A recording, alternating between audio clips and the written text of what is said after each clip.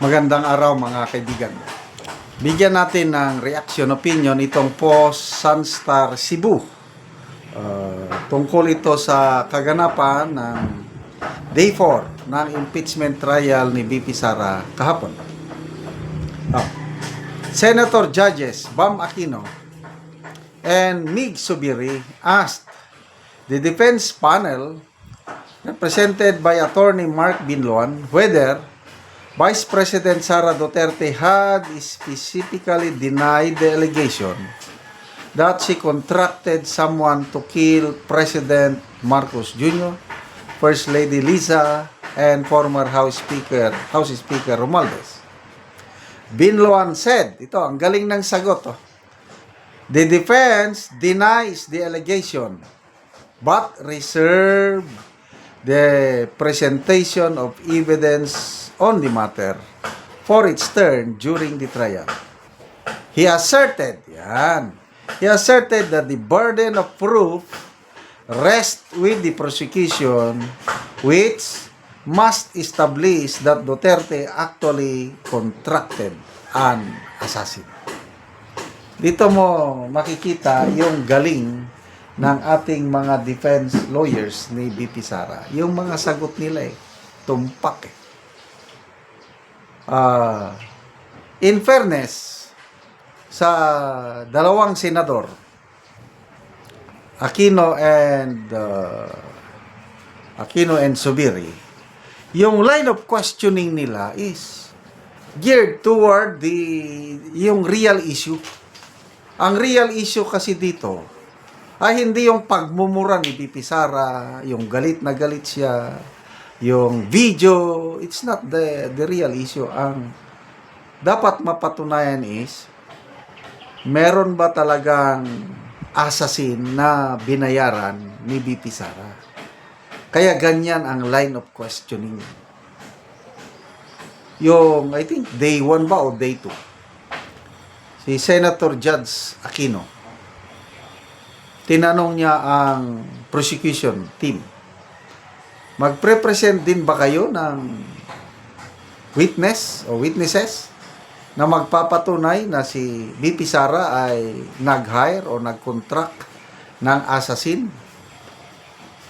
Ang sagot ni Attorney Ligut, someone from the prosecution, ang sagot is yes, will present. So yun ang inaabangan natin. As of now, dalawang testigo pa lang ang na-present ng NBI.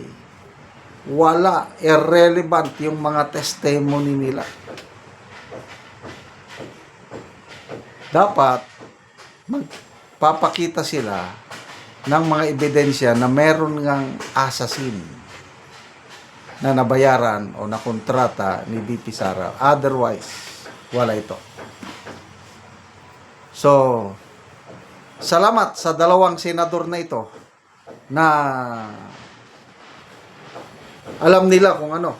Hindi katulad ng isang senadora dyan na yung tanong niya nakatulong pa sa depensa. Alam naman natin ang inclination ni Senator Hontiveros is anti-Sara yan. Dahil makakalaban niya sa 2028. Kaya lang, I don't know, nagkamali ba ang script. Tinanong niya nga, itong mga ganitong video, sapat na ba ito para batayan, para ma-impeach are these grounds for impeachment?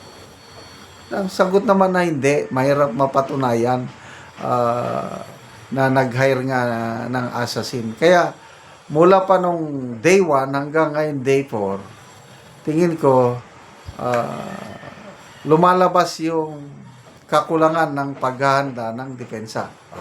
Kagaya kahapon, yung Attorney Lutok, ang daming sablay sa kanyang testimony. Magkapatid na dalawang Tulpo brothers. Sinasabi nila, hindi qualified ang sablay. Hindi dapat ito magtestigo. Parang dismayado sila sa sinasabi nitong Attorney Lutok. Pero may yung mga petsa, hindi. November 6 pa lang, meron ng subpuena sa ABS-CBN na magbigay ng video. Hindi pa November 23 yung press con ni BP Sara na nandun yung pagbabanta. As early as November 6, wala na. Meron ng subpuena sa ABS-CBN. So, sabi ni Senator Emina, binabantayan nyo na talaga si BP Sara. So, ang daming mga revelation nito. So, instead na masira nila ang credibility ni BP Sara, sa tingin ko, lalong nasisira, lalong na ipapakita ang intention ng gobyerno para siraan si BP Sara. So, itong trial na ito is more on public opinion, more on public perception.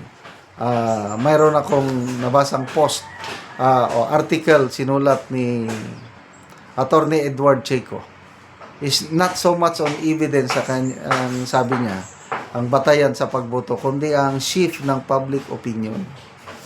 Pag ang publiko is nakikita nila na pumapabor kay BP Sara, yung boto rin ng mga senator judges is paboran nila si BP Sara.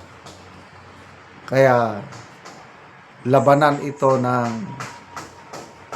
battle of public perception or public opinion.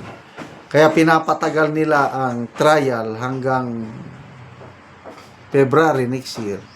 Kasi akala nila the more na ma-expose nila yung ma-ebidensya nila kunuhay labang kay BP Sara, they are hoping na ma-erode nila ang credibility ni BP Sara.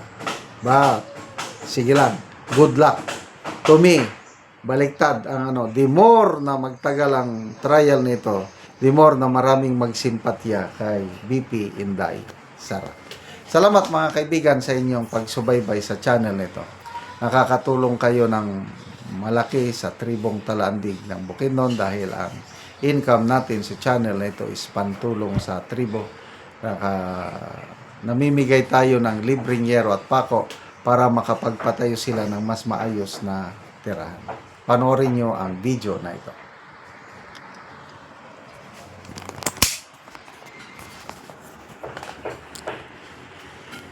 Ako diri sa balay sa natabangan og yero. So mauna ni ang hitsura sa iyang atop.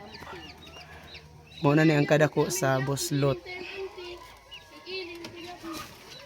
So nangaputol na gyud ang uban oh. Kita gyud nato nga wa na gyud kaayo.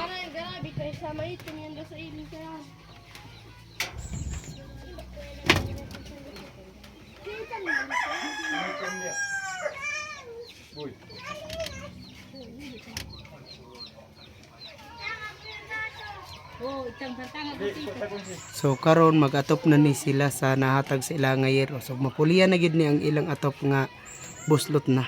O karon mao na ni ang yero nga nahatag nga natabang sa ilaha.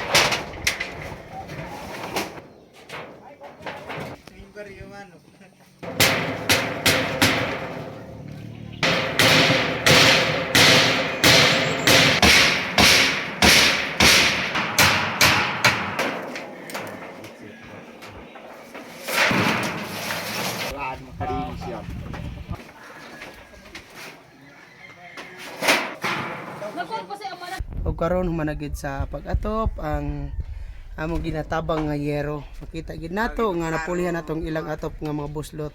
So maayo na gid karon. Salamat sa Ginoo nga napulihan na gid among sinya buslot. salamat sa naghatag kayo sa sin sa amo kay nakaatop na ni.